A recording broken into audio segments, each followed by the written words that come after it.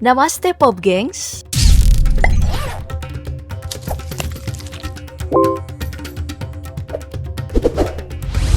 Jauh di lembah Siro, di negara bagian Arunachal Pradesh, India Timur, terdapat sebuah desa kecil tempat suku Apatani berdiam.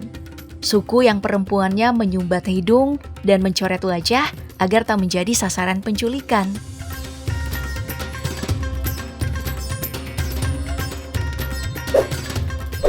Apatani salah satu dari kelompok etnis utama di Himalaya Timur yang mempraktikkan tata guna lahan yang sistematis.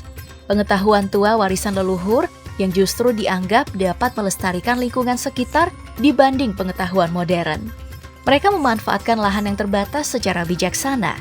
Untuk lebih detailnya, kita akan berkenalan secara mendalam di konten DP Wiki Suku Apatani. Di video kali ini kita akan membahas keunikan-keunikan mereka, seperti cara pemanfaatan lahan di lembah, dan sistem kehutanan yang dipraktikkan oleh suku Apatani dikenal unik, sampai-sampai UNESCO mengusulkan lembah Apatani untuk dimasukkan sebagai situs warisan dunia karena produktivitas yang tinggi dan cara melestarikan ekosistem yang unik. Pengolahan lahan basah ini dikombinasikan dengan budidaya ikan air tawar. Pelestarian secara alami ini menjadikan lembah Siro di Arunachal Pradesh, India sebagai salah satu lembah tercantik di dunia. Melihat sawah terasering dengan suara sungai mendengung dan rumah-rumah bambu yang berdiri kokoh.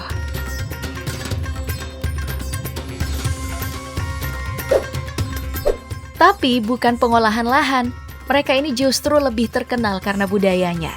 Salah satunya adalah festival-festival yang penuh dengan warna.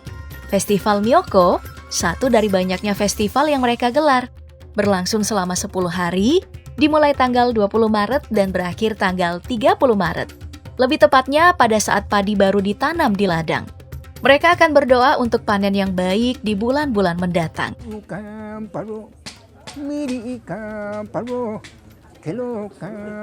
Jalan-jalan akan dipenuhi pondok bambu, warga akan berbaris menerima sajian makan dan minum.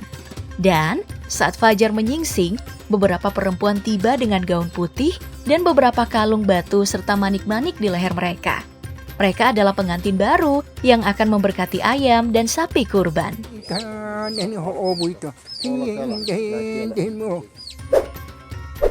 Satu lagi nih, festival yang membawa karakter orang-orang Apatani, yakni festival pertanian bernama Dre.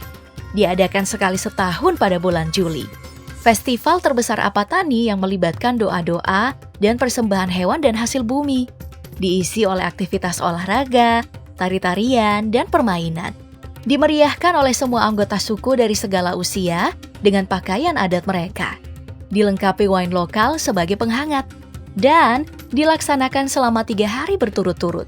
Festival ini diadakan sebagai bentuk sukacita, meminta hasil panen yang melimpah, meminta keselamatan dan kesejahteraan.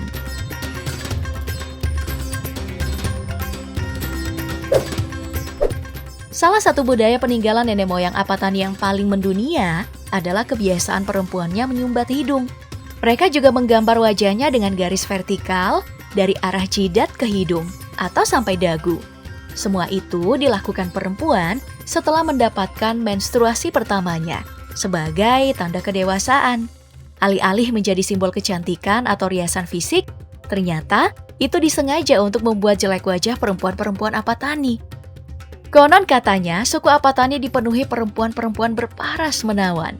Sangat menawan di antara semua suku yang ada di wilayah India Timur. Saking cantiknya, mereka selalu menjadi sasaran penculikan oleh suku-suku lain. Nah, untuk menghindari itu, petinggi suku menginstruksi semua perempuan cantiknya untuk melakukan ritual sumbat hidung dan gambar wajah. Tapi ada juga yang mengatakan justru ini adalah tanda kecantikan dan fashion kuno. Mereka melakukannya untuk mendapatkan pasangan yang terbaik. Namun di era modern, sejak tahun 1970-an, praktik ini sudah tidak dilakukan lagi. Asosiasi Pemuda Apatanilah yang melarang tradisi ini karena dianggap tidak progresif dan kuno. Saat ini, hanya perempuan tualah yang memiliki sumbat hidung dan garis hitam di wajahnya, sebagai ciri fisik yang menandakan jejak sejarah budaya mereka yang unik. Bahkan sekarang ini, telah tertinggal satu generasi saja yang memiliki tato dan sumbat hidung. Pada tahun-tahun mendatang, mungkin akan hilang. Atau mungkin dikembalikan jika warga membutuhkan aturan kuno tak tertulis itu.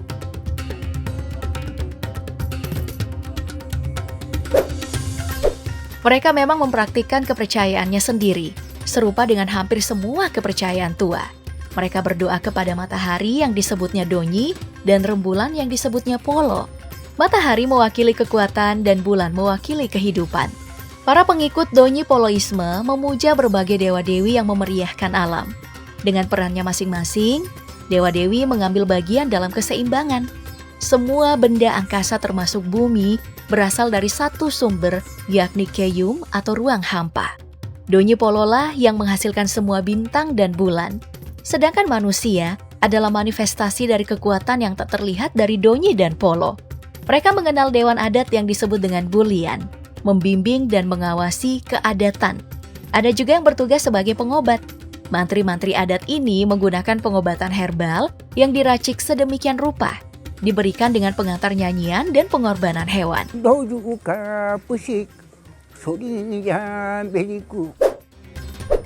Nah, siapakah sebenarnya mereka yang luhur dan cantik ini? Banyak yang mengatakan bahwa mereka berasal dari Mongol. Makanya ciri fisik mereka tidak menyerupai warga India kebanyakan. Mata sipit dengan bangir, tidak begitu mancung, dan kulitnya lebih cerah. Awalnya mereka menetap di lembah Talei yang terletak di tenggara lembah Ziro selama beberapa waktu sebelum pindah ke Ziro. Mereka menyebut diri sebagai Abotani. Dan Ziro, nama lembah yang ditempatinya, berasal dari klan awal suku Apatani yang pertama kali menetap. Mereka adalah salah satu suku yang pertama kali menetap atau tidak nomaden, yang membuat mereka memiliki waktu yang cukup lama dalam mengeksplorasi tanah, mempelajari ilmu pertanian, hingga akhirnya menjadi petani kuno yang paling berkembang. Bahkan ilmu kuno mereka masih relevan dengan kondisi kekinian. Sistem pertanian mereka adalah kombinasi dari pertanian dan peternakan. Dengan cuaca yang cukup sejuk, cenderung datar, membuat tanah mereka cocok untuk menanam padi dan biji-bijian. Di tengah sawah itulah mereka memelihara ikan. Untuk satu kali santapan dalam satu meja, sistem pertanian mereka telah memenuhi semua itu. Ada kalori dan protein. Di DP Wiki nanti, kita akan berkenalan dengan mereka secara mendalam, mengunjungi sudut-sudut lembahnya yang cantik, menikmati bir beras dengan makanan yang dipenuhi protein. Jaldi Milatehen Pop Gengs.